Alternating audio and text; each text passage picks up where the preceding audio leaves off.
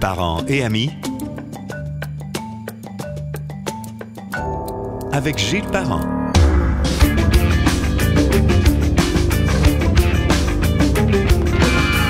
Bienvenue sur Parents et Amis, le balado disponible sur toutes les plateformes et bien évidemment sur gillesparent.com.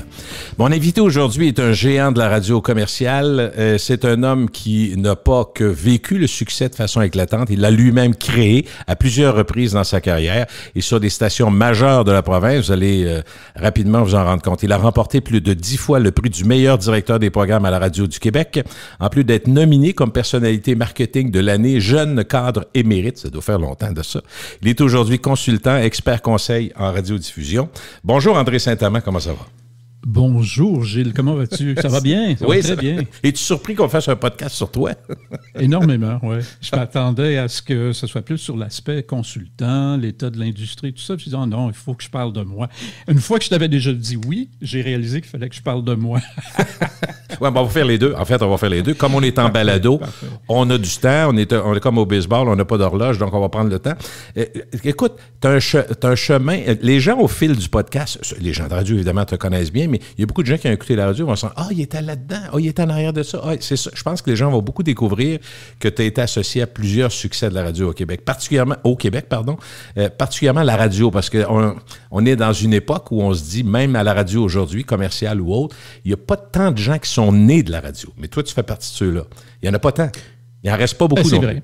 C'est vrai. Et moi, c'est un rêve d'enfance. Dès l'âge de 8 ans, c'était 8-9 ans, là, c'était déjà clair que je voulais devenir un animateur de radio.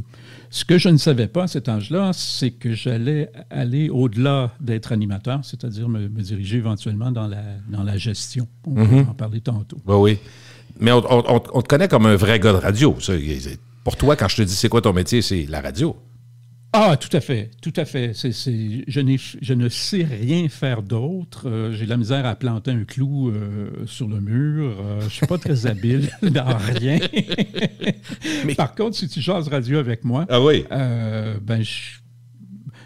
disons comme dans Symphorien, Rosaire, il connaît son affaire. Tu sais.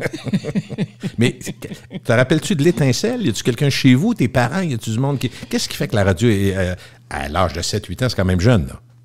Oui. Je suis issu d'une famille dysfonctionnelle. J'habitais dans un taudis à Montréal. Et mon Dieu. Au début des années 60. Et mon refuge, c'était la radio.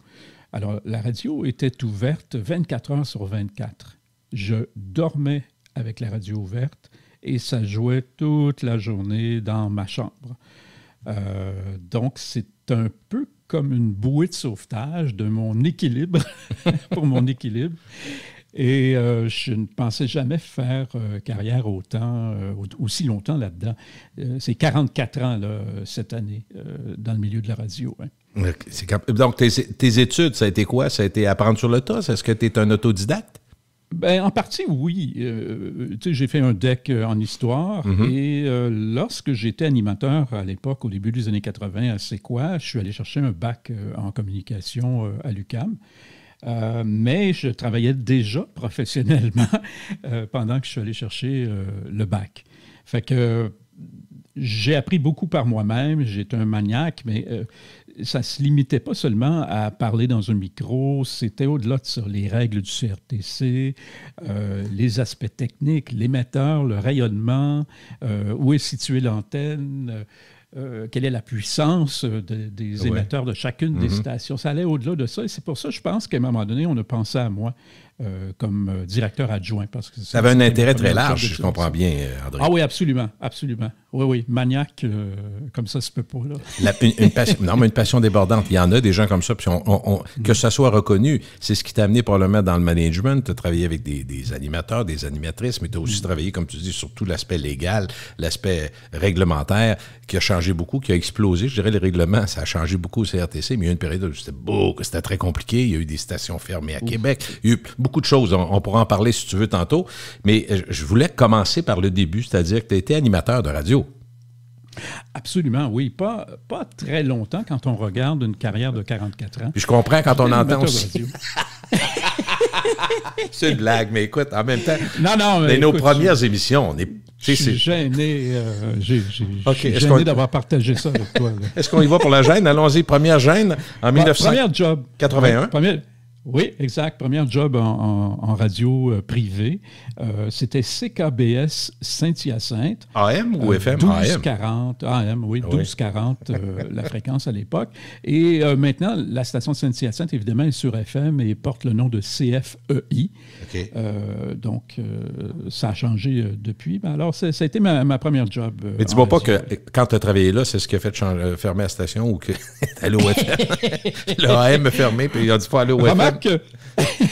Remarque, anecdote, Gilles. Lorsque je suis arrivé à CKBS Saint-Hyacinthe, Paul Arcand venait de quitter. Arrête. Il travaillait là. Ah oui? Oui, on s'est croisés. C'est seulement quelques années plus tard, lorsque Cogeco est devenu propriétaire des stations de Chorus, que j'en ai discuté avec Paul.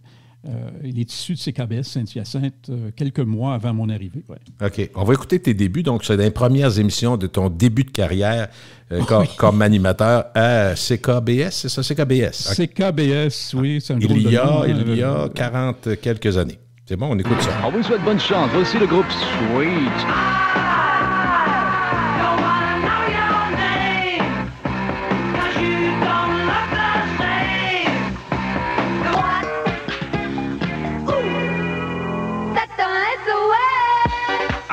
C'est un SOS. Aidez-moi, 15h28 minutes. Et le baseball, résultat, le match... On force un petit peu la note. Hey, là. Oh, oui, c'est... Mais c'est la façon de faire. Ça manque un peu de naturel. Oh, oui, mais c'est le même qu'on apprenait.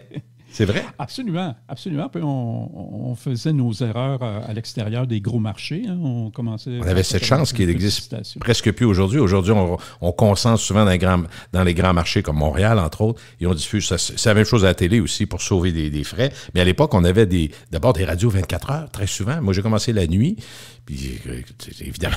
Ce qui faisait très mal, André, c'est que quand par exemple, on faisait une erreur, ça m'est arrivé de m'embarrer dehors, moi, d'une station de radio dans Beauce, puis je regarde par la fenêtre, puis je voyais le standard téléphonique, puis il n'y avait aucun appel.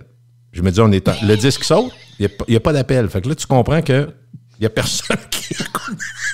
Fait que c'est moins stressant. Un autre extrait, 82 à CFMB, c'est où ça? Oui, c'est à Montréal. OK. Donc, je suis passé... La seule station extérieure au marché de Montréal pour laquelle j'ai travaillé, c'est CKBS Saint-Hyacinthe. Alors, je suis rentré tout de suite à Montréal par la suite à titre de lecteur des nouvelles. Imagine-toi. Ah oui, on a un bulletin de nouvelles, c'est vrai.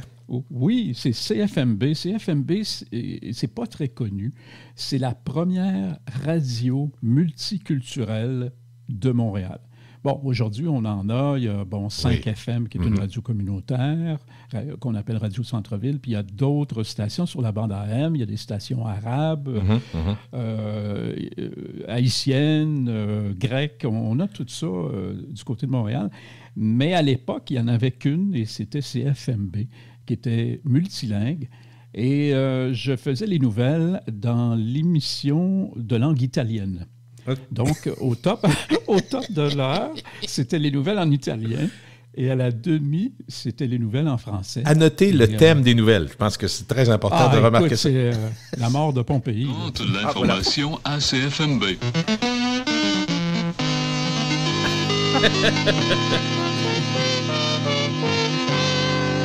Au microphone, André Saint-Amand. La compagnie pétrolière impériale limitée a totalement réfuté aujourd'hui les accusations d'avoir imposé aux consommateurs canadiens des coûts injustifiés de plusieurs milliards de dollars. La compagnie impériale... il y avait quand même des reporters, là. Il y avait du budget un peu, là, quand même. Oui.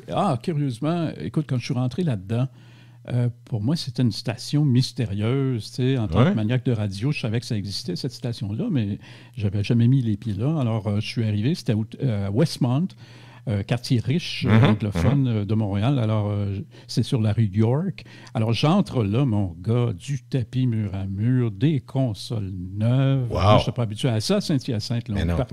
On démarrait les tables tournantes avec des interrupteurs à lumière on-off.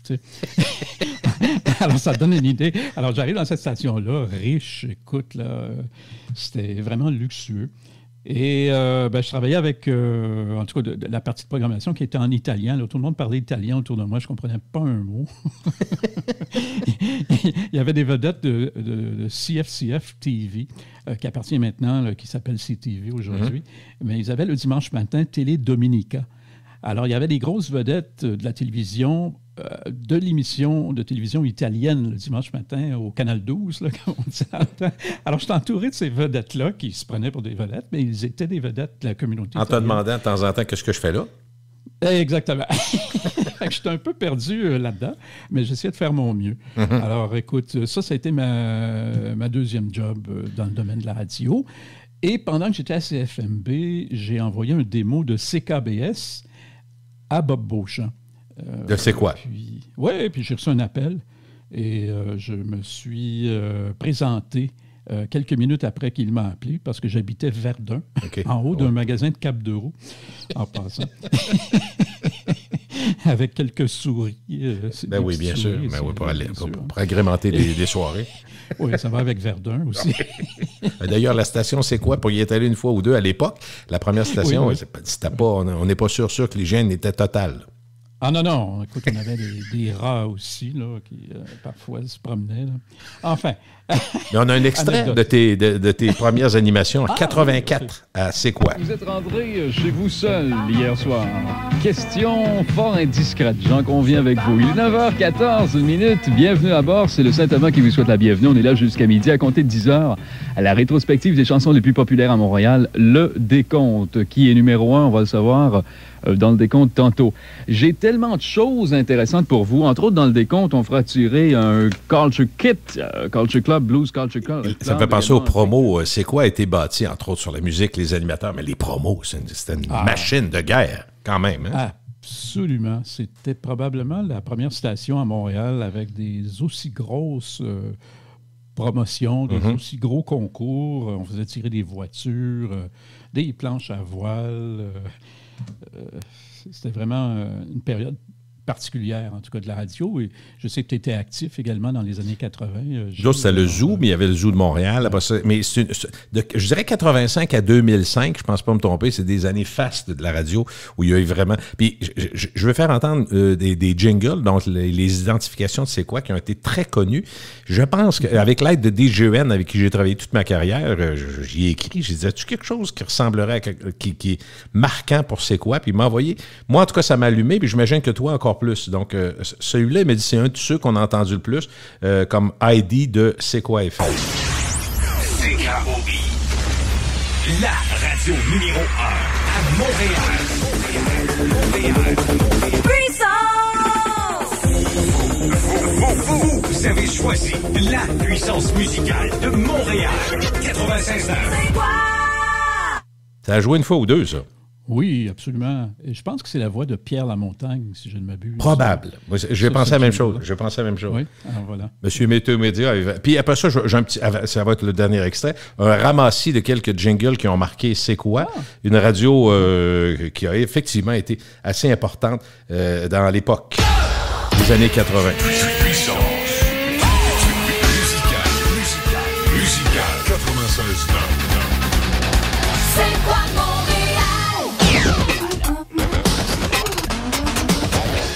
FM.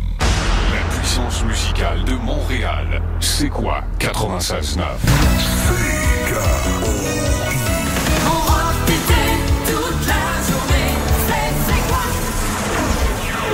FM. Hey, hey. La puissance musicale de Montréal. CKOI 96.9. C'est quoi FM? Ça rappelle des souvenirs pareils, hein? Beaucoup de souvenirs, beaucoup d'époques différentes également. Je vais te citer une anecdote. Ouais. On a entendu un jingle où il y avait la voix d'Éric Arson avec un gros FM. FM. À Québec aussi, on l'avait. Je sais pas si c'est un échange de producteurs, mais... Ah, tu as tout compris? Et voilà, mon Dieu, que t'es bon, Gilles. Oui, ça a été fait à Québec de nuit, on peut le dire aujourd'hui, dans les locaux de Chic à Québec. OK. La nuit. Parce que c'était plus ou moins legit. OK, c'était plus ou moins recommandable. Écoute, c'était, si je ne m'abuse, je pense que ça appartenait à Radio Mutuelle oui. à ce moment-là. Alors, Radio Mutuelle et les gens de C'est quoi, disons que c'était pas l'amour fou, là. Non. OK. Mais ça s'est fait quand même. Mais dis-moi, l'impression que j'ai, à ce moment-là, à la fin des années 80, est-ce que tu as quitté le micro et tu commences à travailler dans la direction? Oui, c'est-à-dire voici ce qui est arrivé. Bob Beauchamp, qui était un grand directeur des programmes du début des années 80, il a quitté. Il a eu des problèmes personnels, entre autres un burn-out, et il a décidé de quitter le monde de la radio. À ce moment-là, son adjoint, Bob DeBoard, est devenu directeur et il cherchait un adjoint. Okay. Et puis, je me souviendrai toujours, j'étais en onde et puis il est rentré durant mon émission, puis il m'a dit « Ça te tenterait-tu d'être mon adjoint? » Là, j'ai dit, je ne sais pas, combien ça paye, tu sais. Et j'ai commencé à 40 000 par année. Et c'est comme ça que je suis devenu adjoint. Et peu de temps, ça c'est en 88. OK. Alors, peu de temps après, c'est-à-dire en 90, Pierre Arcan et Pierre Belland étaient gestionnaires avant d'acheter. Et ils ont décidé de me promouvoir à un poste supérieur, c'est-à-dire directeur des programmes. Alors, ma première job directeur des programmes, dans le fond, ça a été septembre 90 et adjoint en 88.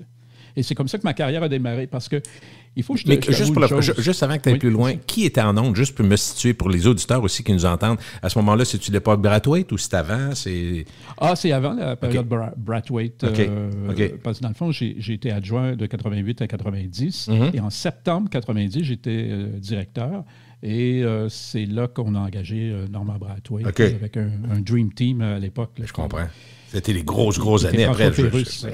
François Pérusse, Joanne, j'oublie son nom de famille, Joanne qui était récemment à Radio-Canada, qui vient de prendre sa retraite. Enfin, il y avait Christian Tétrault également. OK. Alors, tout ça pour te dire que c'était des grosses années. Là. Quand on parlait de C'est quoi qui dominait puis qui était la radio le plus écoutée au Canada, ça, c'est ces périodes-là? Oui, les records de C'est quoi ont été établis au cours des années 90. C'était la période la plus faste, la plus extraordinaire pour C'est quoi. C'était record après record. C'était vraiment... Il n'y avait pas grand monde qui n'écoutait pas C'est quoi au moins un petit 15 minutes là, durant la semaine. mais dans le monde de la radio, André, l'impression que j'ai aussi, c'est que tout le monde espérait travailler à C'est quoi. Oui. Et c'est pour ça que je le disais en début d'entrevue, ça a dépassé mes rêves d'enfance, parce que moi, je voulais juste être animateur. Et là, je vais fermer la boucle là-dessus, c'est que je me trouvais tellement mauvais, Gilles. Je me trouvais pas bon. J'enregistrais toujours mes émissions, que ce soit à C'est quoi ou ailleurs, mais particulièrement à C'est quoi, je me réécoutais, mais ça n'a pas de bon sens. Et je souffrais d'anxiété. Alors, je ne dormais pas la nuit, je me trouvais pas bon, puis je me suis dit, hey, je m'enligne sur un cul-de-sac, jamais je vais mener une grande carrière dans le domaine de la radio. Mais est arrivé en 88, dans mes derniers moments à l'animation, cette proposition de devenir adjoint. Et je pense que ce fut la meilleure décision de ma vie de m'en aller plus derrière le micro, mais derrière un bureau. Mais en fait, toutes tes connaissances acquises, ta curiosité et ton intérêt, multipliés par la passion, t'ont bien servi. Beaucoup. Tu sais, j'ai fait des nouvelles, j'ai cué des cassettes, comme on dit. Les fameuses cassettes, à l'époque, les commerciaux. Tu sais, j'ai touché à peu près à tout, tu sais, surtout en région, en province, à Saint-Hyacinthe. On écrivait parfois nos textes publicitaires. J'ai eu l'occasion de faire du remote, publicitaire, etc. J'avais touché pas mal à tout, en plus d'avoir des connaissances théoriques approfondies qui avaient commencé dès l'âge de 8 ans, là, où je dévorais tout sur la radio. Tu vois. Mais dans le fond, quand tu penses à ça à rebours, tu te dis, quand j'arrive à la radio à la fin des années 80, rapidement ensuite, les décisions arrivent sur l'engagement de Brathwaite, de François Pérusse, des grosses années. Fait que finalement... Cette portion-là de ton travail t'a mis directement dans le bain vite, avec du succès, vite aussi. C'est un autre étonnement probablement pour toi. Oui, absolument. Je me souviendrai toujours, il y avait des employés, lorsque j'ai été nommé directeur, qui ont dit « Mon Dieu, on te trouve bien jeune. » Tu sais, j'avais un employé, mon plus vieil employé avait 64 ans. Il s'appelait Roger. Et puis, il y a des gens qui disaient « Mon Dieu, tu as juste 27 ans. » Et c'est vrai que c'était jeune quand même, André? Oui, mais ce qui a été plaisant là-dedans, c'est que j'ai fait mes preuves sans le vouloir. C'est-à-dire, j'usais de ma créativité, de mes connaissances pour faire le meilleur produit radiophonique possible, le plus attrayant possible en fonction de la cible. Et ça a porté fruit très rapidement. Et il y a même des gens qui sont venus me voir qui m'ont dit « Hey, je m'excuse, André, je pensais que tu étais trop jeune. » Mais je dois avouer que... alors ça a été un baume sur mon cœur, étant un grand sensible comme la plupart des artisans de la radio. Ah ouais. Ça a fait du bien de savoir que les gens m'endossaient totalement par la suite. Quelles sont, à ton avis, dans ce tournant-là de fin 80-90, les décisions les plus importantes que tu as prises? Peut-être même ou à la surprise de tes patrons, parce que dans le fond, quand tu arrives avec des gros noms puis des grosses idées, il y a souvent des gros salaires avec ça, fait que c'est un engagement, puis tu espères de ne pas faire de grosses erreurs. Fait que tu sais, ça prend un peu de culot quand même pour arriver avec des grosses propositions. Et remarque que tu avais peut-être les patrons qui disaient oui, on voit grand, on y va. Mais comment ça s'est passé? Est-ce que tu as eu de la difficulté? Parce qu'aujourd'hui, c'est pas mal plus sectorisé. La radio de 2024, tout passe de la haute direction, tout passe même des conseils d'administration. On est ailleurs. Là. Mais tu avais une certaine liberté. Voilà. Faut que tu me parles un peu de ça. Tu marques un point, c'est-à-dire que la radio, le contexte de l'époque est tout autre aujourd'hui. C'est qu'à un moment donné, il y a eu une succession d'acquisitions dans le domaine de la radio. Mm-hmm. Et c'est des grosses compagnies qui ont pris possession de stations de radio. Tu sais, on pense, par exemple, ailleurs au Canada, à Chorus, Rogers. Au Québec, on peut penser à Bell Media, à Cogeco, etc. Ce sont tous des compagnies qui sont à la bourse. Oui. Et on s'est mis à faire de la radio d'actionnaires. Et c'est quoi la radio d'actionnaire? C'est qu'il faut protéger la valeur de l'entreprise et ça nous limite dans les initiatives et la créativité. Qui dit initiative, qui dit créativité particulièrement, ça va avec un niveau de risque. Il faut essayer de nouvelles choses. Oui. Il faut tenter des nouveaux concepts. Mais la radio est prise dans un carcan en ce moment qui fait qu'on ne veut pas essayer quoi que ce soit qui n'est pas éprouvé déjà. Alors, on tourne un peu en rond, ce qui n'était pas le cas à l'époque. Tu sais, je suis arrivé avec François Pérusse.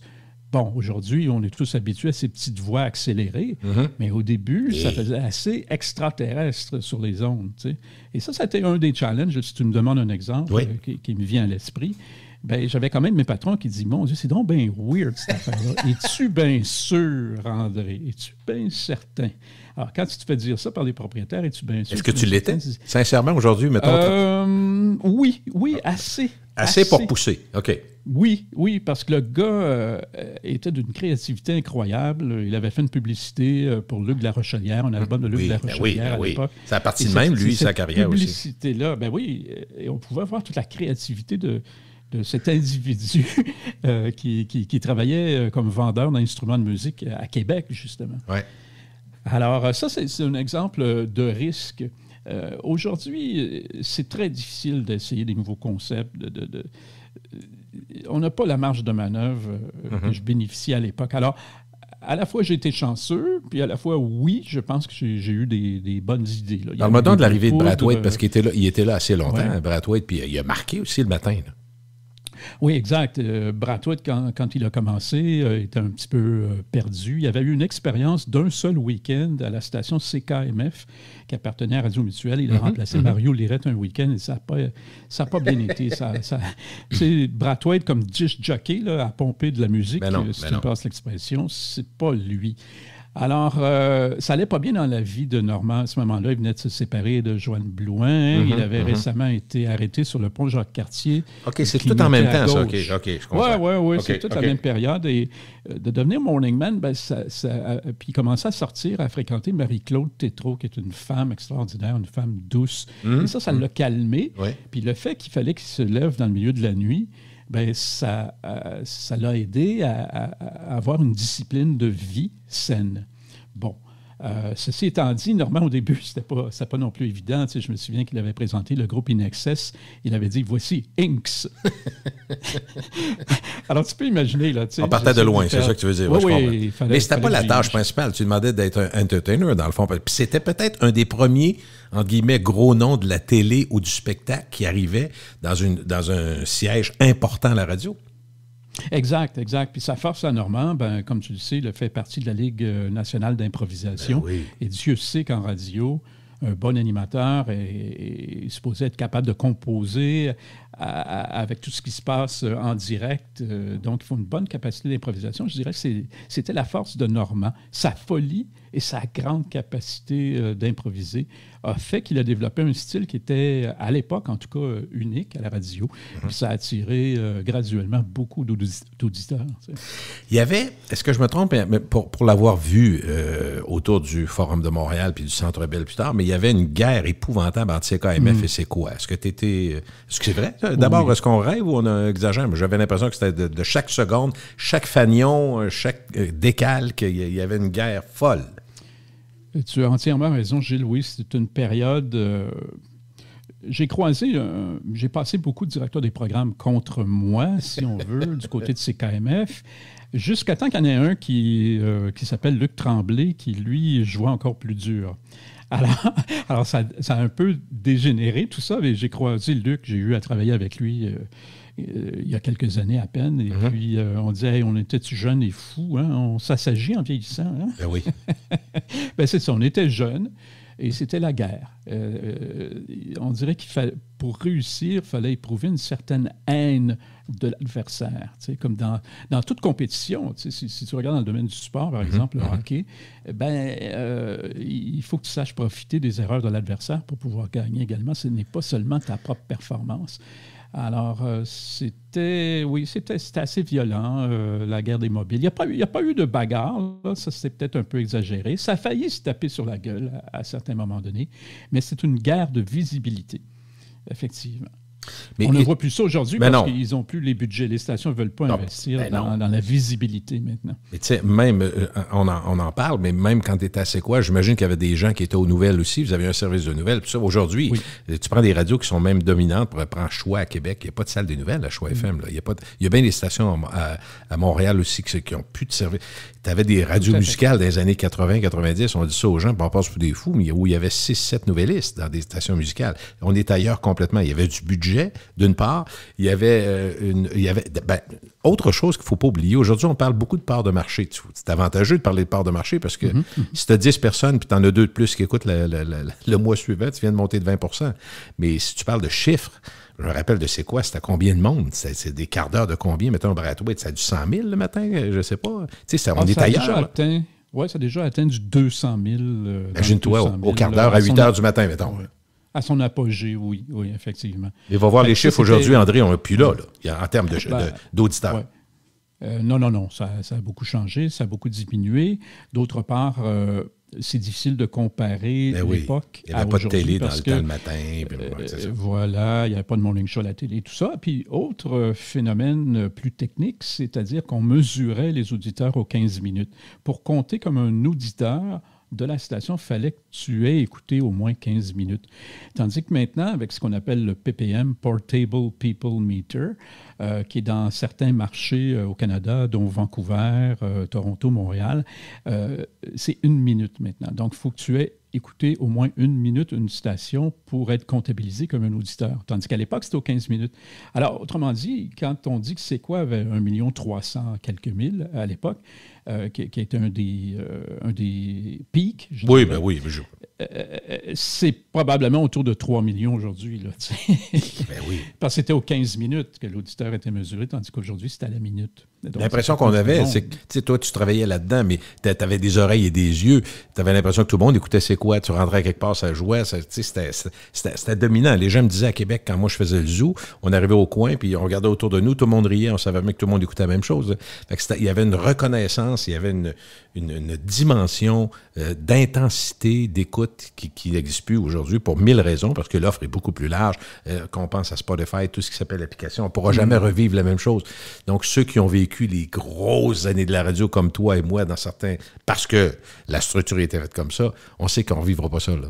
On est content de l'avoir vécu, mais ça ne peut pas se vivre de la même façon. Non, exactement. Je pense pas qu'on est parti pour ça en ce moment avec tous les choix qui s'offrent aux auditeurs maintenant.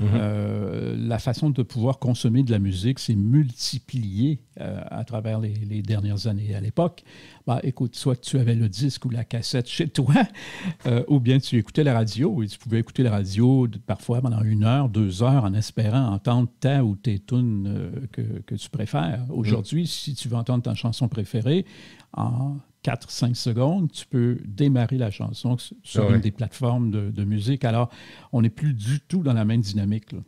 Si je te parle, parce qu'on est là aussi pour regarder un peu le passé, tout en se projetant dans le futur, qu'est-ce qui t'a marqué de la radio quand tu retiens, quand tu penses à ça, quand tu es en voiture, tu penses à ça? Des gens de radio qui, pour 1000 raisons ou pour des raisons qui te sont personnelles, qui t'ont marqué, qui ont marqué la radio à tes yeux ou qui ont été dans ton passage de vie, qui ont été importants?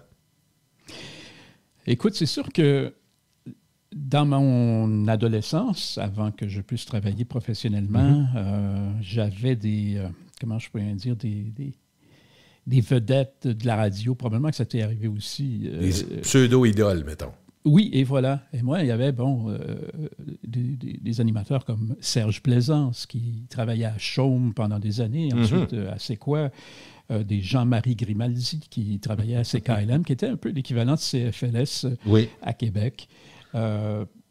J'avais toutes sortes de vedettes comme ça que j'avais idolâtrées, si tu veux, qui avaient été des modèles, et de me retrouver du jour au lendemain, leur patron, responsable, si tu veux, un petit peu de leur orientation de carrière et tout ça, ça a été... j'en revenais pas, il fallait que je me peigne. Je me dis, mais voyons donc. Est-ce que tu as vécu l'époque CKGM, la radio Hit Radio de Montréal? C'est-tu Montréal, ça? Oui, absolument. Parce que plusieurs m'en parlaient comme étant... il y a eu CFOM à Québec, l'ancien CFOM en anglais qui a été fermé, mais on disait CKGM, puis quand les gens allaient à Montréal, l'OAM, ça rentrait au poste, comme on dit, ça faisait un genre de WABC. Là. Ah, tout à fait. C'était un gros top 40. On a eu droit à une certaine période qui a été très, très, très populaire. On appelait ça le French Connection. Ah oui? Il y avait Marc Denis, qui est un francophone. Il y avait Marc Carpentier. Ah oui, OK. Il y en a eu un autre. Même Alain Monpetit a travaillé à CKGM. OK. Alors, il y avait beaucoup de francophones qui étaient parfaitement bilingues et ça sonnait, comment je pourrais dire, un style très top 40 américain. C'était une très bonne radio à l'époque. Ça a marqué Montréal, effectivement. C'était 980 CKGM. J'ai vécu, mais je me demandais si, parce que je sais que tu es passionné jusqu'au bout des ongles de la radio, est-ce que tu as vécu cette folie-là des animateurs, même américains? Moi, le soir, parce que toutes les radios canadiennes devaient baisser leur fréquence liée à la guerre, de moitié. Puis ça nous permettait d'entendre les radios de New York et d'autres radios qui étaient à pleine puissance. Et Seigneur, on a fait des démarches. Moi, j'allais en haut des montagnes pour entendre. On était maniaques. As-tu fait ça, toi aussi, pour entendre des... Ah ouais, c'est fou. On écoutait WBC à New York. Moi, j'en revenais pas. C'est ça qui m'a, qui m'a drivé. Puis pour en avoir parlé à quelques personnes, je me suis rendu compte que je n'étais pas le seul fou. Il y a quelques personnes. Dan Beaumont, que tu as connu, est un maniaque de radio. Il l'est encore d'ailleurs. Il y a quelques personnes qui ont été comme ça dans des grosses années même et qui, à la base, étaient des maniaques de radio top 40. Oui, j'enregistrais tout. Puis à l'époque, c'est le début des Walkman, où tu avais des Walkman qui étaient juste player, mais tu avais le FM intégré au Walkman, cassette. Tu pouvais enregistrer aussi. Alors, je me promenais avec ça et dès que je traversais les lignes, que ce soit pour aller en Floride ou n'importe où, j'enregistrais. Et j'ai conservé quelques checks de l'époque. J'en ai même de Wolfman Jack, je ne sais pas si ça dit quelque chose, qui animait le Midnight Special à 1h du matin sur la télé américaine. Alors, oui, j'ai des air checks de cette période-là. Les gens doivent trouver ça drôle qu'on parle de ça, mais tu sais, si je te dis à toi Scott Shannon, ça dit quoi? Vas-tu? Parce que ça a été un des grands animateurs à New York. Al McKay, des gens qui ont vraiment marqué. Oui. Puis ça prend 60 ans quasiment pour avoir vécu ça, là, mais quand même, ça fait drôle de parler de ça, parce que ça nous ramène dans quelque chose comme... Mais heureusement, on a commencé très jeune. Fait que Exact. Ça nous rajeunit quand même. Dis-moi, André, c'est jeune. quelles étaient ou quelles sont encore les qualités et les forces des artisans de radio qui ont performé au micro au fil des années? Des gens que peu importe le style, que ce soit de Paul Arcand ou de la radio musicale, mais qu'est-ce que tu remarques comme étant des constantes dans les qualités de ceux et celles qui ont marqué, qui ont marché à la radio? Ben, j'ai toujours dit qu'il y a peut-être 2 catégories d'animateurs-animatrices, c'est-à-dire ceux qui jouent à l'animateur ou qui jouent à l'animatrice et ceux qui sont véritablement des personnalités, c'est-à-dire ceux qui sont eux-mêmes en ondes, qu'on finit... Ce que ça fait, c'est que l'auditeur s'attache à la personnalité qui se révèle, et la radio, ça ne trompe pas, hein, c'est de l'émotion. Si quelqu'un te ment, si quelqu'un n'est pas lui-même, tu vas le sentir. Oui. Alors, l'attachement sentimental de l'auditeur s'effectue, je trouve, à partir des animateurs qui sont des vrais animateurs, des vraies personnalités. Je ne vais pas te lancer de fleurs, Gilles, mais tu en es une grande personnalité. Et je pense c'est que gentil, merci, c'est apprécié. C'est pour ça que tu as eu autant de succès, d'ailleurs. Alors ça, c'est une grosse différence. Tu as 2 catégories, puis je ne dis pas que l'autre catégorie, je ne veux pas dénigrer ceux qui jouent à l'animateur, mais j'ai eu ça souvent. Des gens qui ont étudié, par exemple, en théâtre, puis qui s'imaginent, à cause qu'ils ont une bonne diction, une bonne élocution, vont aller animer à la radio. Mais tu joues un rôle. Il ne faut pas jouer un rôle. Il faut être soi-même. Et André, je pense que ça, c'est la clé. Je prends la balle au bon, mais tu vas remarquer que ce que je te dis a été vérifié par plusieurs personnes. Je me rappelle de l'époque du Zoo, qui était marquante à Québec, parce qu'on a battu des records, vous le savez. Bon, et les personnages et autres. Puis d'ailleurs, je voulais te faire un petit clin d'œil tantôt quand tu disais que tu es arrivé avec Pérusse, puis que tes patrons ont dit hey, c'est weird, ça va-tu marcher? Imagine-toi quand on a rentré, nous autres, maître Jean-Marie Bleupart à la radio, qui criait sans arrêt. Je me rappelle, il y a eu des plaintes puis tout, mais il fallait y croire. Finalement, au fil des années, c'est peut-être celui qui a le mieux traversé toute cette période-là. Encore aujourd'hui, j'en ai fait un au mois de janvier avec lui pour le fun, sur l'actualité du moment. On s'est rendu compte que ça marche encore. C'est étonnant, mais au départ, si on avait écouté en 85, quand on a lancé ça, on aurait arrêté. Là. Ben, tu marques un point important, Gilles. C'est ce qu'on n'a plus beaucoup aujourd'hui. L'audace. Patience. Oui, la patience. Oui, la patience, oui. C'est la patience. Tu fais une saison, ça ne lève pas tout de suite, immédiatement. Bing, bang, on change. À l'époque, c'était des propriétaires, c'était des familles qui possédaient les stations de radio, des individus qui possédaient les stations de radio. Alors, ils ne faisaient pas ça pour l'argent et pour la valeur de l'action à la bourse. Là. Alors, ils avaient les moyens d'être un peu plus patients. Et ça a fait en sorte que l'exemple que tu viens de donner, ou des François Pérusse, où on a persisté et finalement l'hameçon a accroché auprès du public. Est-ce que tu as travaillé en même temps que Guy Brouillard, toi, qui était directeur musical? Oui. C'est quoi? Parce que moi, on me disait à l'époque que c'est probablement un des gars les plus... qui avait une des plus grandes intuitions positives et impressionnantes à la radio. Donc, lui, il écoutait une toune une fois, puis ça, c'est un hit. Ça va être numéro 1. Puis ça semble-t-il, c'est une bébite. J'ai pas travaillé avec, mais je connais le nom. Mais toi, je profite du moment parce qu'on est ensemble, tu as dû travailler avec. Est-ce qu'il y avait cette réputation-là? Dans l'industrie aussi, si Brouillard embarque, on est correct? Oui, c'était... c'est fou, là. Une immense notoriété dans l'industrie musicale. Guy avait une oreille extraordinaire, effectivement. Puis, il avait le don de dénicher, d'être le premier à dénicher des trucs. Aujourd'hui, c'est plus difficile de faire ça, évidemment, avec les plateformes, puis la découvrabilité sur les plateformes et tout ça. Mais oui, à l'époque, Guy avait une excellente réputation pour développer des hits, dénicher des hits. C'est un gars qui travaillait chez Sam the Record Man auparavant. OK. Et c'est comme ça qu'il a eu son emploi. Le propriétaire de l'époque qui était Titleman, la famille Titleman, je ne sais pas si c'est quelque chose. Ben oui. Ils l'ont recruté chez Sam the Record Man et ça s'est avéré probablement la meilleure décision de l'histoire de C'est quoi. Tu sais. Imagine-toi, quand même, faut se remettre dans le contexte, la radio qui jouait une chanson ou qui la jouait pas, c'était la vie ou la mort d'un artiste, souvent. Imagine-toi la pression qu'il devait avoir. Donc, c'était important, je ne sais pas comment ça se vivait, mais que lui sente quand même, comme directeur musical de la plus grosse station au Canada, qui peut dire oui ou non. Parce que tu comprends qu'il devait avoir de la pression des compagnies, pression qui peuvent aller voir un des patrons, peut-être un André Saint-Amand. André, Guy, là-dessus, il me semble qu'il l'échappe. Peux-tu y parler? Tu sais, il devait avoir de ça un peu de pression. Là. Absolument, oui. Et toi, tu soutenais ton homme, je présume, là? Ah, ben le plus possible, oui, absolument. C'est sûr que parfois, le directeur des programmes challenge son directeur musical et le directeur musical challenge son directeur des programmes en disant « André, je pense qu'on fait une erreur de ne pas l'embarquer et voici pourquoi ». Alors, Guy avait cette capacité d'argumenter, de peser le pour et le contre et aussi la capacité de se rallier parfois à une décision. Tu sais, parfois, il pouvait arriver des situations où lui n'était pas confortable, de dire ben, on devrait l'embarquer, me semble. OK, on va attendre. On va attendre pour voir. Tu sais, des fois, je pouvais dire quelque chose comme c'est-tu nécessaire, Guy, qu'on soit les premiers là-dessus? Il me semble que ce n'est pas notre profil de base. Tu sais, on travaillait bien ensemble. Je pense que c'est ce qui était en partie le succès de C'est quoi? Quand le directeur des programmes s'entend bien avec son directeur musical, ben, ça aide énormément.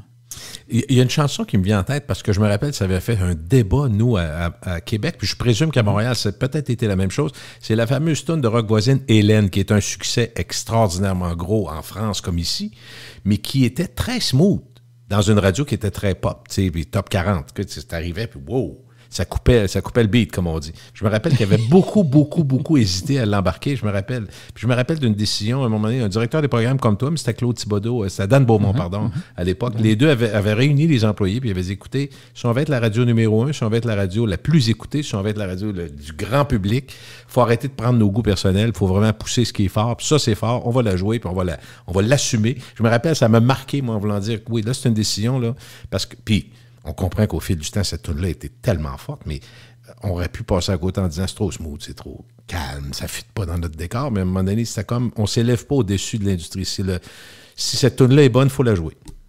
Oui, et je te dirais que les meilleurs directeurs des programmes et les meilleurs directeurs musicaux, c'est des gens qui ont la capacité de faire abstraction à leur goût personnel et d'être bien capables d'atteindre le public qu'on leur demande d'atteindre. Évidemment, chaque station a un petit peu son créneau. Une station, ça peut être plus de viser les femmes, d'autres, c'est plus de viser les hommes.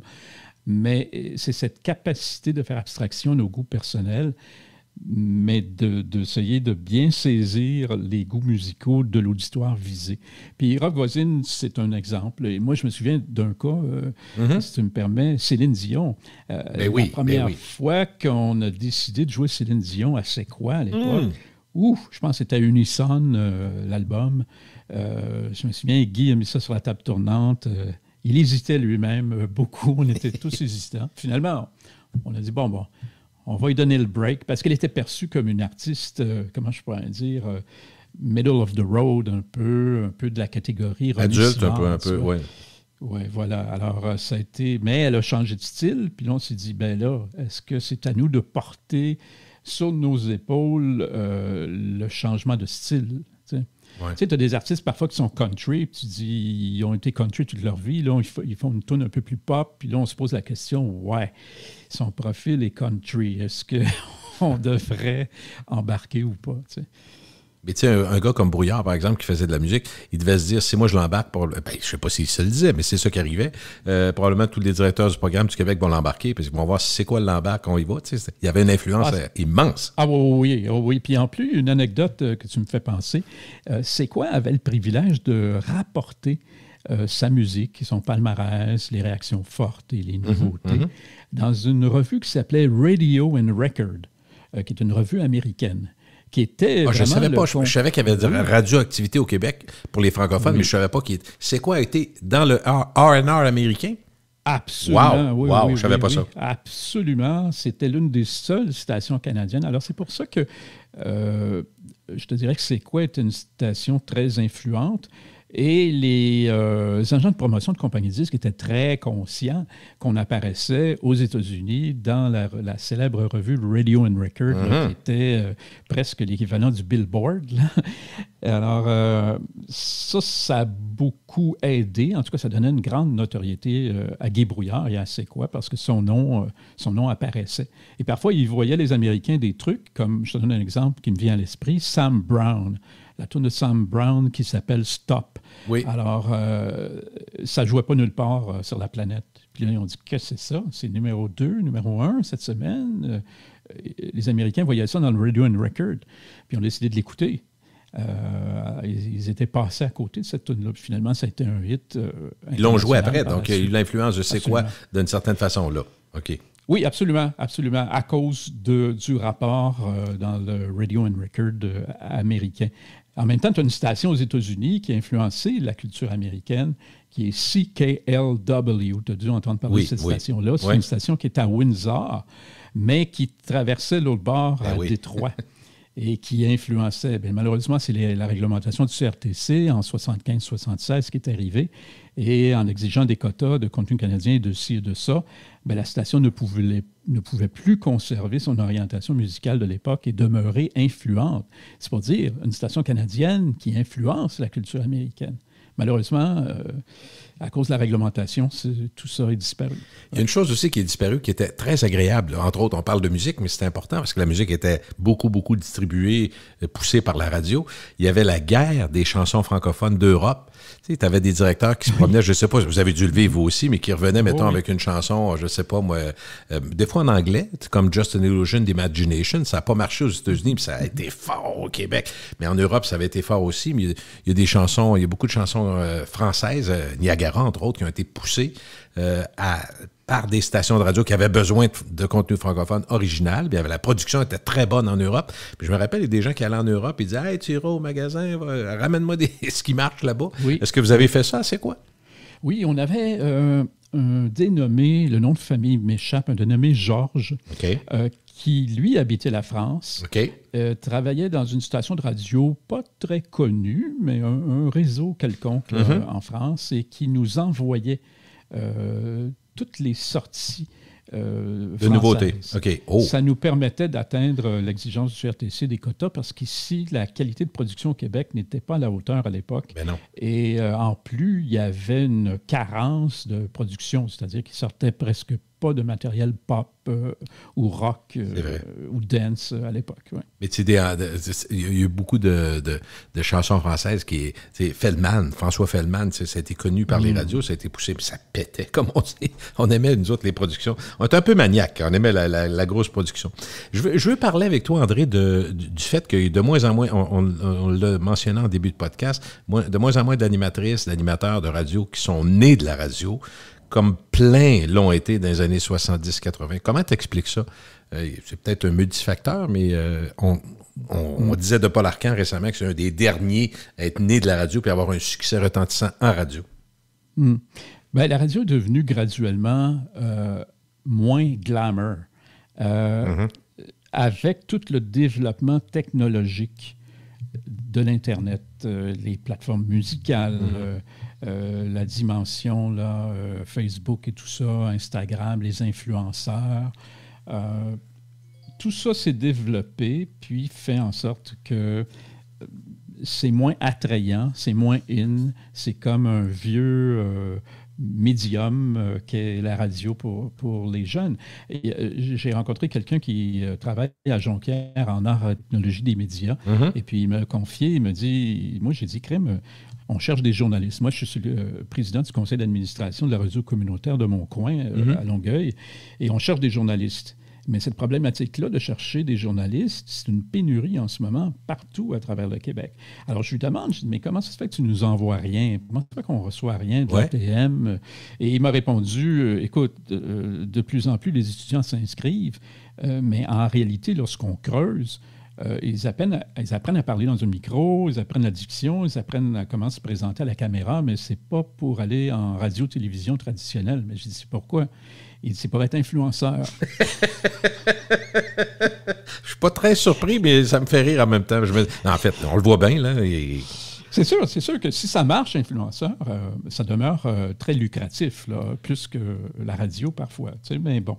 Tu as raison, parce que tu touches un point juste avant ça quand tu as dit c'est moins glamour.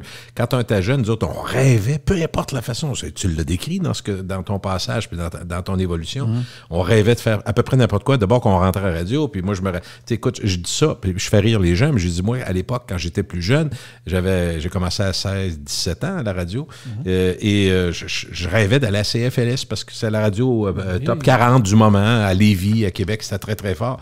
Puis je me rappelle quand je suis rentré là, quand j'ai eu, c'était la fin du monde. J'ai appelé mes amis, on a fait un party, puis j'étais tellement fier. Pourtant, c'était pas la réalité. D'abord, je commençais la nuit, la fin de semaine, mais juste le fait d'être assis à la même place que Louis Lebeau, que Guy Rouleau, que les animateurs que j'écoutais, tu comprends, pour moi, là, c'était la fin du monde. Il y avait une passion qui était dévorante. Aujourd'hui, on peut rire de nous autres parce qu'il y a tellement... il n'y a pas beaucoup il y a tellement de possibilités que finalement, il n'y a pas de grand monde qui vont... Puis je suis parfaitement d'accord avec toi, mais c'est la première fois que je l'entends comme ça. C'est moins glamour, c'est moins intéressant, ça nous tente moins. Puis, en fait, la façon avec laquelle se déploient les réseaux sociaux, tout est jetable, hein, plus que jamais. Fait qu'une nouvelle tendance, on s'en va là, Absolument. Je suis allé chez l'hygiéniste dentiste récemment, et la fille est dans la vingtaine, et puis je te raconte une anecdote, et elle me dit, vous êtes dans quel domaine? Ben, j'ai dit, bon, je suis en semi-retraite, je suis consultant dans le domaine de la radiodiffusion, j'ai été dans le domaine au-delà de 40 ans et tout ça. Elle me dit, mais qu'est-ce que c'est la radio? Alors là, je suis sur la chaise, la bouche ouverte, mais j'essaie de lui expliquer ce qu'est la radio. Et là, une fois que j'ai fini mon explication de manière très courte, là, elle me répond, « Ah, OK, si je comprends bien, c'est comme du podcast. » OK. Bon, une référence actuelle. Oui, je comprends. Oui, voilà. L'autre jour, je parle à la directrice des programmes d'énergie. Oui. Et elle me dit, bon, j'ai une stagiaire en ce moment qui m'aide dans tel secteur et tout ça. Puis elle me dit, je lui ai demandé si elle avait déjà écouté Énergie. Et puis elle a répondu, non, mais mon père, oui. Mais sais-tu quoi? Alors, tu sais, ça donne une idée André, où on en est. Là, je fais des chroniques avec Jeff Fillion à l'occasion le jeudi à Radio Pirate. Puis on parle beaucoup de radio parce que, comme avec toi, j'ai un plaisir à parler de radio. Puis on se disait... il y a deux... Oui, en fait, c'est ça. Lui, il a deux filles d'autour de 20-22. J'ai un fils, mon plus jeune, que dans les mêmes âges. Puis j'ai dit, sais-tu quoi? Il est rendu à cet âge-là. Il n'a jamais écouté la radio. Jamais. Ah, bon. Pense-y. Nous autres, toi, tu disais à 7 ans, 8 ans, tu rêvais de faire ça. Moi, je montais avec des amis en vélo dans le haut d'une montagne pour entendre un gars à New York que j'entendais en grichant. On était malade un peu. Mais là, on n'est plus là. Il y a des gens qui n'ont jamais écouté. Il n'y a pas besoin de ça. Ils écoutent des podcasts, puis ils écoutent leur musique sur... Tu sais, puis comme je te dis, là, je leur dis, des fois, moi, on était 3 personnes, puis on appelait. Je prenais 25, 30, 40 minutes. On était 8 chez nous, fait que je me faisais crier après parce que je prenais la ligne téléphonique pour appeler la radio pour avoir ma chanson. J'ai dit, on a fait ça, là. 45 minutes à attendre pour entendre Lou Rawls, une maudite toune plate en plus. You'll never find another love like mine. Je sais pas pourquoi. Je me rappelle de ça, ça m'a marqué. Puis j'ai dit, ça n'a pas de bon sens. Il fallait appeler, puis on espérait que ça joue. On perdait un temps fou. Mais on avait du temps à perdre dans le temps. Aujourd'hui, les jeunes occupent chaque seconde. Il n'y a personne... c'est autre chose complètement. C'est pour ça qu'on passe pour des bébites, André, quand on parle de notre ancien temps de radio. Des extraterrestres. Complètement. Dis-moi, est-ce que tu as des consultants en radio, donc tu parles à des corporations, des entreprises, des gens que, je sais pas, je ne veux pas présumer de tes clients, mais tu peux m'en parler un peu sans les nommer, mais qu'est-ce qu'ils te demandent, qu'est-ce qu'ils attendent de toi? Qu'est-ce qu'ils veulent savoir en 2024, mettons? Ben, écoute, c'est toujours... au niveau du produit, bien sûr. C'est ma spécialité. Donc, c'est toujours savoir ce que je pense des émissions, ce que j'entends, ce que j'entends dans le marché, chez les concurrents et tout ça. Et ça porte énormément parce qu'au-delà, c'est sûr que je suis identifié comme un gars de radio avec l'étiquette un peu collée dans le front, mais au-delà de ça, j'ai une autre passion qui est la musique. Avant d'être un maniaque de radio, je suis un maniaque de musique. J'ai été élevé là-dedans. Mon père était maître de cérémonie dans les cabarets de Montréal dans les années 60. Alors, c'était plein de disques chez moi et tout ça. Alors, j'ai développé une culture musicale qui est très, très, très large. Fait que je te dirais que c'est un peu ça là, qui m'a amené là, à la radio graduellement. Est-ce que j'ai perdu le fil de ta question, by the way. Non, moi je disais dans le fond qu'est-ce qu'ils veulent savoir, puis ils veulent tes talents de la musique. La musique, c'est surtout beaucoup, la musique. Beaucoup la musique, c'est mon expertise première. Oui. Alors, donc c'est de la configuration. Je sais que tu t'es battu beaucoup sur les quotas de la musique, le CRTC, les quotas de la musique, ça est revenu souvent. La guerre. Oui, c'est ça, beaucoup trop de temps. Mais est-ce que le CRTC a encore sa place, tu penses, aujourd'hui? Parce qu'on a l'impression qu'il est lousse comme rarement. Là. Se faire dire non aujourd'hui par le CRTC, ça a l'air d'être compliqué. Oui, tu touches un sujet immense. Le CRTC, est-ce qu'il a encore sa place? De moins en moins. Presque plus. C'est un immense non-sens. À cause du web, entre autres. Et voilà, c'est ça. C'est que maintenant, pour l'individu, lui, que ce soit sur Netflix, que ce soit sur une plateforme, que ce soit sur l'autre, que ce soit la télévision terrestre, il n'y a pas de différence. La différence, elle vient dans la tête du CRTC. Ah, ça, c'est par onde. Ah, ça, c'est par Internet. Ça, mais il n'y a plus de territoire. Tu sais, avant, on octroyait des licences de radio par territoire. Voici ton rayonnement, ne dépasse pas ce rayonnement-là. Mais moi, j'écoute tous les dimanches matins, je te donne un exemple, BBC 2, Radio 2. Et parce que c'est une émission des années 70. Puis, mais ça vient de l'Angleterre, c'est ça que tu me dis, là. Ben oui, j'écoute l'Angleterre le dimanche matin. Ouais. Si je suis sur la route, en auto, j'écoute ça. Une autre journée, j'écoute une station de Québec. Une autre journée, j'écoute... Il n'y a pas cette notion territoriale. Non. Donc, les gens pigent dans un bouquet infini de plateformes de musique et de stations de radio. Alors, toute la notion, avec des règles hyper protectionnistes, c'est assez dépassé et ça rend peu concurrentiel nos stations de télévision, nos stations de radio actuellement. Et tout le problème est là. C'est que le CRTC, au lieu de s'attaquer aux médias qui sont en train de crever de faim, puis que les revenus baissent à vue d'œil, au lieu de s'attaquer à ça et de donner un répit, ne serait-ce que temporaire, de la réglementation, donner un petit répit, et ensuite s'occuper des plateformes, puis essayer d'exiger de l'argent de Facebook, puis d'une compagnie, puis d'une autre plateforme. Et ils ont fonctionné à l'envers. Ils essaient d'avoir de l'argent pour compenser les pertes dans le domaine journalistique ou autre. Pendant que les autres stations ferment les unes après les autres dans l'Ouest canadien, voilà, c'est ça. Oui, c'est ça. Voilà. Et tu as vu, Bell s'est départi déjà de quelques stations de radio au profit d'Arsenal. Puis c'est juste le début, ça. Là. Ça va aller en s'accentuant parce qu'il n'y a plus la marge bénéficiaire ou la marge de profit qui était jadis promis et auquel étaient habitués les actionnaires de la radio. Alors, il va y avoir une implosion, à mon avis, de l'industrie de la radio, particulièrement les grosses compagnies qui détiennent beaucoup de stations. Ça va imploser, c'est-à-dire que ça va être, d'après moi, le retour à des propriétés individuelles. Plus petites, ouais. Oui, ce qui pourrait peut-être être une des solutions. On retournerait, ni plus ni moins, à ce qu'on se racontait en début d'entrevue, à une radio peut-être un peu moins, comment je pourrais dire, castrée. Plus inventive un peu, c'est ça, plus libre un peu. Il va y avoir deux options. Soit c'est ça qui va se produire, une implosion de l'intérieur où les grosses compagnies vont se départir des stations de radio. Soit ça, où le CRTC va devoir permettre une multipropriété encore plus grande, c'est-à-dire de détenir, je te donne un exemple, 4 stations, 5 stations de radio dans un même marché, etc.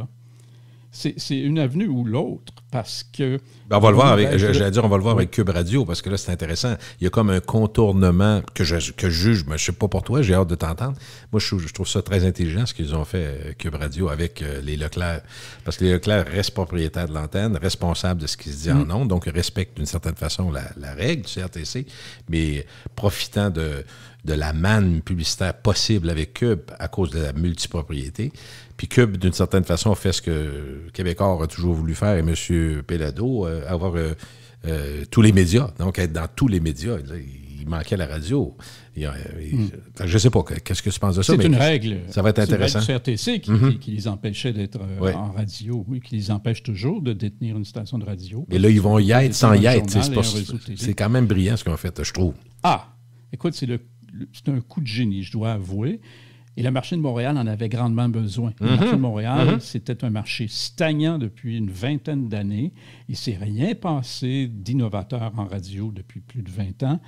Et les Leclerc ne sont pas fous non plus. Ils le savaient qu'il y avait une place pour faire de la radio-talk, parce que Montréal a déjà eu 3 à 4 stations de radio-talk jadis sur la bande AM. Il y avait CKVL, CKC, CJMS. Et il y a même eu CKLM. Avant d'être la Music Machine, il y avait Pierre Pasco, par exemple, qui travaillait là. Donc, on a eu jusqu'à 3 à 4 stations de radio talk privées à part Radio-Canada. Et là, on avait il n'y en a plus sur la bande AM et sur la bande FM, on se retrouve avec 98.5 seulement, qui avait une free ride là, depuis 2004, puis on est en 2024. Donc, ils ont eu une free ride dans le marché au niveau du format TOC, un monopole de format. Pendant 20 ans, ils en ont bénéficié. Ils ont fait de l'argent avec ça, ils ont fait du profit. Mais est-ce que ça a du bon sens, un marché de la grandeur de Montréal, d'avoir juste une station TOC privée? Ça n'a ni queue ni tête. Et en plus, Cogeco a 3 FM francophones. Il est le seul joueur à avoir c'est quoi, Rythme FM et 98.5. Les autres joueurs n'ont que 2 stations FM francophones. Si on pense à Bell, par exemple, qui possède Rouge et Énergie. Donc, c'était une situation assez monopolistique. Et je trouve, en ce sens-là, que c'est probablement la meilleure nouvelle radiophonique auquel on a eu droit à Montréal. Puis je pense que c'est bon pour l'industrie de la radio, non seulement pour les auditeurs montréalais, mais c'est bon pour l'industrie de la radio, parce qu'on parle de radio. Ça fait parler tout le monde en ce moment. On parle de radio et on va recommencer à regarder un petit peu au-dessus de l'épaule en disant « Oh, qu'est-ce qu'ils font eux autres? » Parce que, tu sais, prenons juste un auditeur qui est à Montréal dans la radio commerciale, donc la radio dans son auto, le pitonnage FM, ben, d'une part, tu as un Mario Dumont, tu as Patrick Masbourian qui est à la radio de Radio-Canada et tu as Patrick Lagacé. Mais tu peux présumer que quelqu'un qui aime la radio parler peut aller de Mario Dumont à Lagacé ou le contraire. C'est tout à fait plausible. En après-midi, avec un Philippe Quentin qui est plutôt, j'allais dire calme pour être poli, mais c'est pas un gars qui monte ses tables et qui va donner un show, les masses en l'air. Alors, si tu as de l'autre côté Martineau qui, lui, est un peu plus verbaux et un peu plus dynamique, ça se peut qu'il y ait aussi de la concurrence. Moi, je le vois comme quelque chose de très positif, effectivement, comme toi, pour ce média. C'est extraordinaire, c'est bon, c'est sain pour le marché, c'est bon pour le marché de la radio et en plus, c'est complémentaire. Et je vais nuancer, c'est-à-dire que Radio-Canada, c'est du centre-gauche. 98.5, c'est assez centre. Et je te dirais que Cube, le nouveau 99.5 à Montréal, c'est du centre-droit.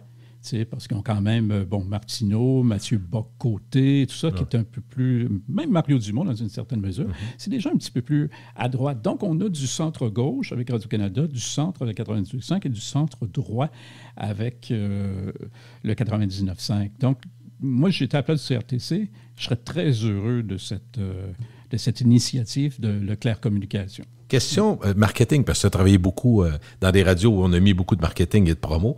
Qu'est-ce que tu penses pour un auditeur? 98.5, 99.5, c'est proche, me semble, à l'oreille? Ça peut-tu mêler du monde? Je sais pas. Oui. Bien sûr que ça va mêler le monde. Tu sais, je te donne un exemple. J'avais une femme de ménage. Je tiens d'expliquer un petit peu ce que je fais dans la vie. Tout ça, puis elle me dit « Ah oui, OK, c'est quel poste, vous autres? C'est quoi? C'est 105.7, 107.3? » Tu sais, il y a un 7, là. Ouais. Les gens sont mélangés parce que 105.7, c'est Rythme à Montréal et 107.3, c'est Rouge à Montréal. Alors, il y a un 7 qui se répète. Fait que les gens ne savent plus, là. Alors, 99.5, 96.5. Écoute, moi, je pense qu'à moyen terme, ça va être bon. D'autant plus que la ressemblance, là, 98.5, 99.5, ça peut juste être bon pour cette nouvelle station. Dans le fond, le 98.5 n'a pas de recours à ce que tu vois pour empêcher Cube d'être sur les radios de Leclerc s'ils respectent la licence comme telle. Si les Leclerc restent propriétaires et responsables de ce qu'ils en ont. C'est tout ça que je comprends? Absolument, okay. Absolument. C'est le détenteur de la licence, Leclerc Communication. C'est eux qui sont responsables de ce qui est diffusé, puis de respecter évidemment la réglementation et tout ça. Puis le CRTC ne peut pas rien faire. C'est-à-dire que tout est dans les règles de l'art. C'est-à-dire que tu n'as pas le droit, parce que c'est une licence musicale, ils n'ont pas le droit de faire plus de 50% de contenu parlé. Alors, ils doivent faire au moins 51% là, de musique sur l'antenne, et c'est ce qu'ils font. C'est jugé sur 126 heures de programmation par semaine, donc de 6 heures à minuit.